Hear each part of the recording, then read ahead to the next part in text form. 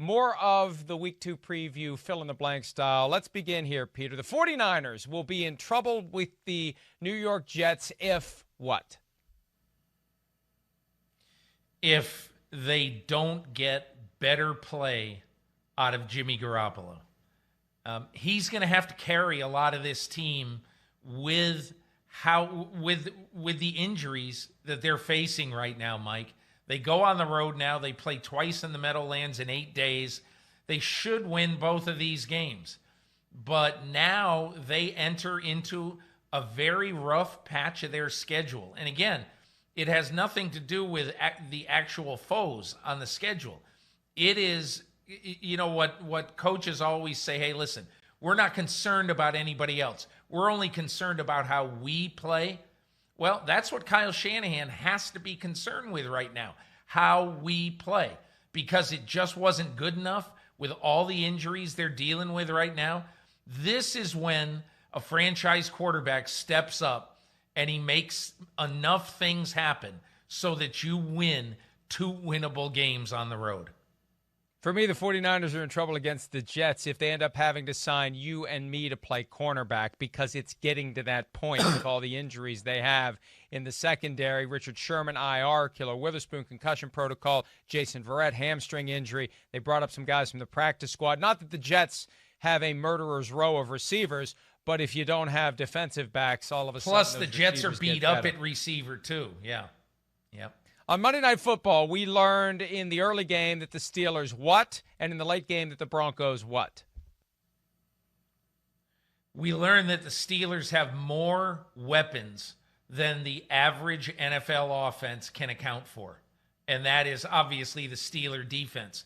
Because how do you account for TJ Watt, Cam Hayward, and Bud Dupree?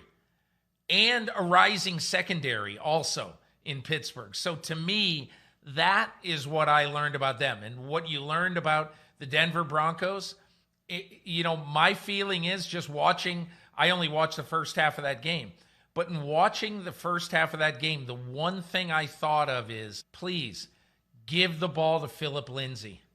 Phillip Lindsay is the best back on that team.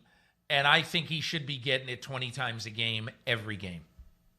Yeah, and he never played in the second half on Monday night because he has turf toe, so we'll see when he's back. About the Broncos, I learned Vic Fangio is not Bill Belichick. He was trying to do that Super Bowl 49 Jedi mind trick on Mike Vrabel by not calling his timeouts late. It blew up on the Broncos. And the thing about the Steelers, yes, they still have a great defense, and that defense made the difference against the Giants. That 26-16 margin was a closer game than 10 points. That game could have gone either way until the hit by Dupree. The ball pops up in the air. Cam Hayward picks it off. That was the moment it turned for the Steelers, and the Steelers host the Broncos in Pittsburgh on Sunday. All right, next one. Patrick Mahomes will what against the Chargers defense? Explode. And it's not necessarily that the Chargers defense is bad, but I think at this time of the season, when the Chiefs are almost all the way around their offensive team, their key guys, they're a healthy team right now. To me, when I look at the Kansas City Chiefs, I think I would hate to have to play them in September in an average year. I want their guys a little bit beat up by the time I play them, but tough scheduling for the Chargers. Yeah, my big takeaway last week for the Chiefs and the Texans was the Chiefs were playing a regular season game. The Texans were playing a preseason game, and it's going to feel like that maybe even more this week because the Chiefs, you give Andy Reid extra time to get ready, you got a problem. Patrick Mahomes, I think, is going to have a huge game. All right, last one. Josh Allen, Bills quarterback. His total game reminds you of what?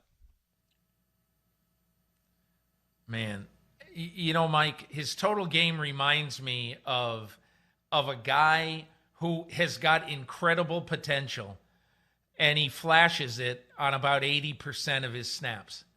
And that would worry me because he still is prone to 3 or 4 snaps a game that you say, what in the world is he doing? Yeah, it's like stumbling through a fun house. I mean, you never know where that trap door is going to be, and it happened a few times last week, and they got away with it, but he's got to iron out those kinks or it's going to hurt them at a inopportune time like it did in the playoffs against the Texans. Hi, I'm Mike Tirico, and thanks for watching. Make sure to hit subscribe for the latest news and highlights from NBC Sports.